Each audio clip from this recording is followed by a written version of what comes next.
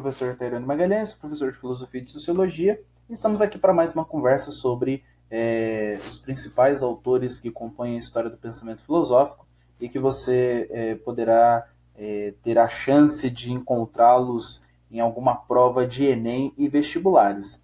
Na sequência da nossa conversa, hoje nós vamos falar sobre Aristóteles. Aristóteles, que era natural de Estagira, na Macedônia, portanto não era ateniense de naturalidade, foi preceptor de Alexandre o Grande e também discípulo de Platão, apesar de depois construir uma outra construção filosófica, uma outra teoria e ser um desses autores marcantes da história da antiguidade filosófica.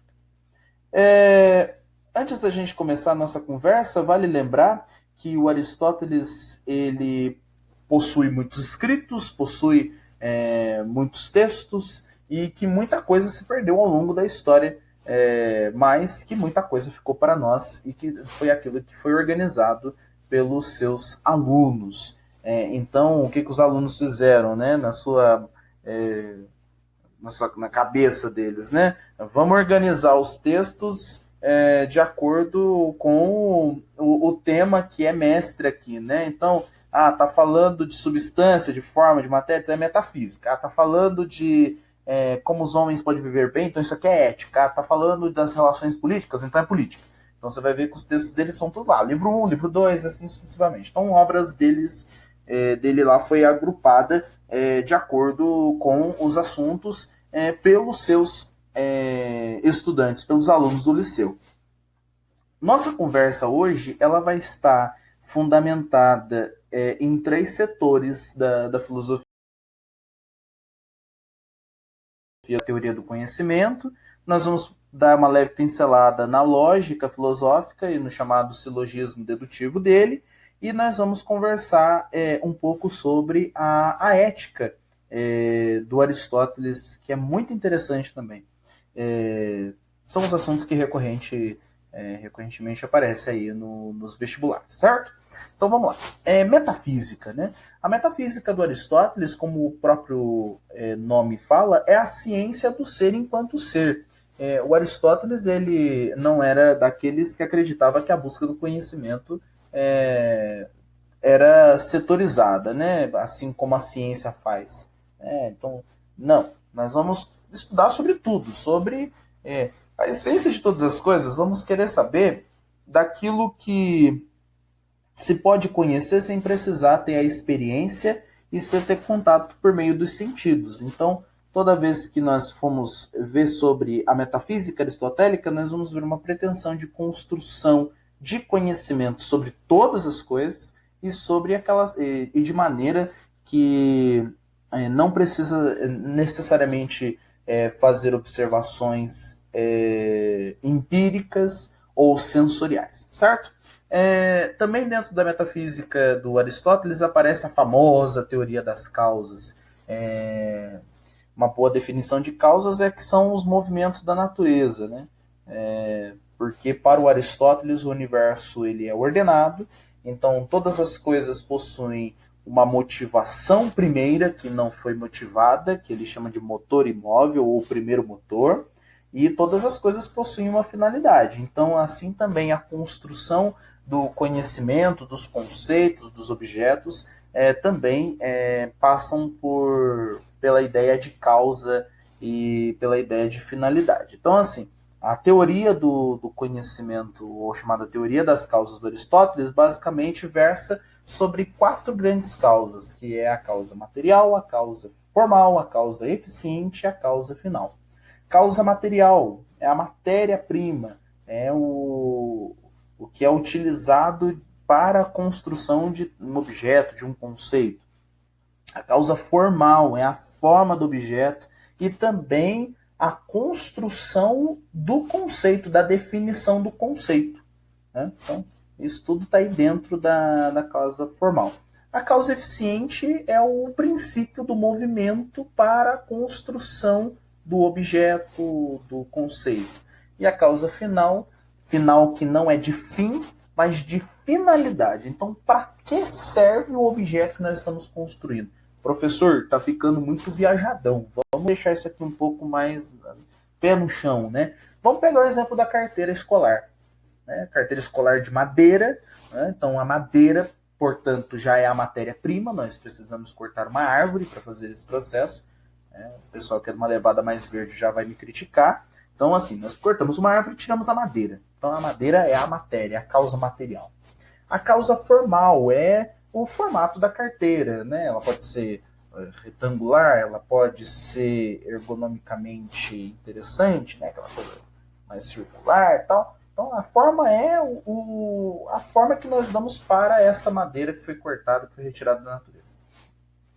A causa eficiente é o trabalho do carpinteiro, né? É o trabalho do cara da indústria de carteiras, né? Que vai colocar pino, que vai colocar os tubulares, etc.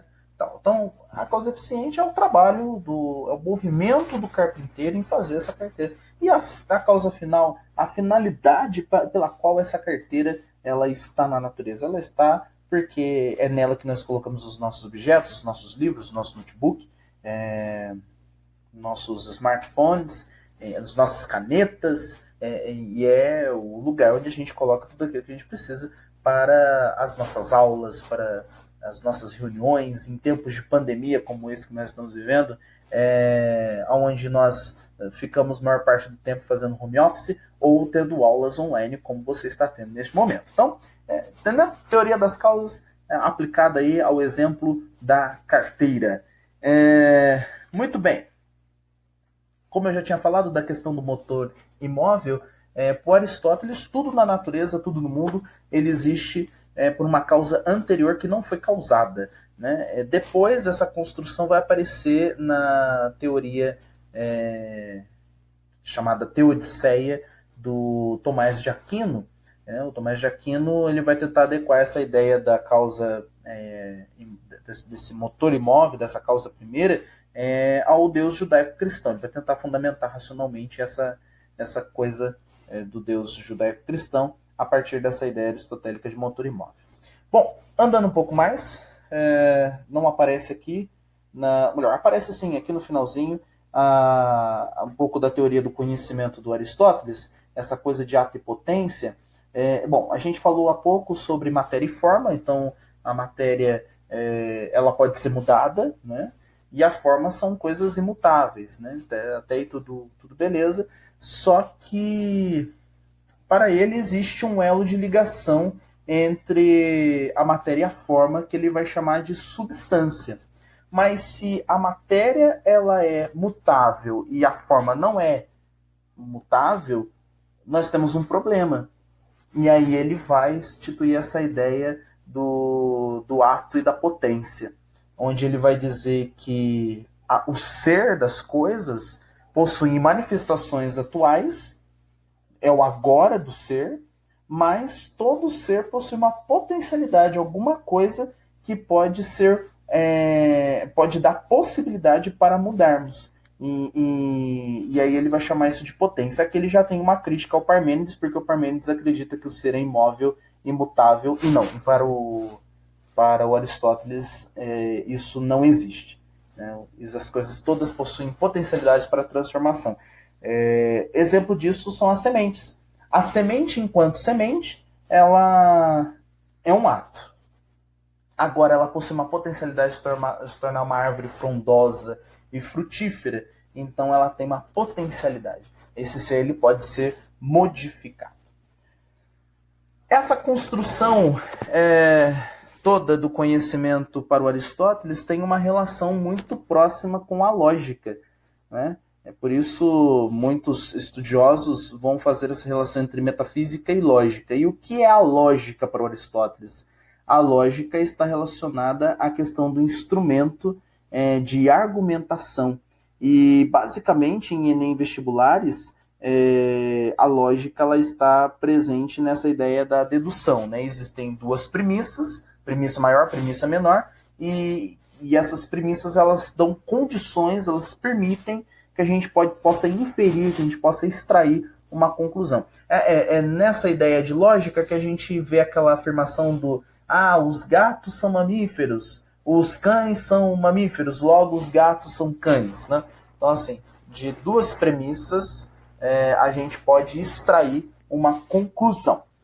Andando um pouco mais, o Aristóteles, ele que tem a pretensão de conhecer sobre todas as coisas, ele quer saber sobre por que ou como os homens podem viver bem. E aí ele, como entendia que todas as coisas possuem uma finalidade, também o homem possui uma finalidade específica para viver bem, que é a felicidade. Para o Aristóteles, a felicidade, ela não é uma coisa que trabalha com sentidos, ela é uma atividade racional. E a atividade racional que produz uma coisa que ele chama de virtude. Virtude que para ele reside na atividade racional, ela pode ser aplicada principalmente e especialmente na polis. Então, portanto, a gente vê também uma ligação entre ética e política. Apesar de ética ter essa pretensão mais individualizada e a política trabalhar com a questão do conjunto, do todo, ter uma pretensão mais coletiva. Virtude para o Aristóteles está no meio, é a justa medida entre o excesso e a falta. Então, a coragem, por exemplo, ela é uma virtude que está entre o destemor e o medo. E fora que o Aristóteles depois ele apresenta toda uma tabela com virtudes, etc. Mas para nós a gente tem que entender que virtude para Aristóteles, além de estar na justa medida, é uma coisa também que, logo que aprendida, dá condições de ser praticada. Bom, meus amigos, isso aqui foi uma diagonal sobre a filosofia aristotélica. Ele tem muita coisa boa para a gente conversar, mas para Enem e vestibulares, esses elementos que a gente apresentou já nos é suficiente, já nos dão aporte suficiente para os nossos estudos. Espero que esse material tenha sido de grande aproveito de todos vocês. Desejo bons estudos, excelente dia e boa sorte.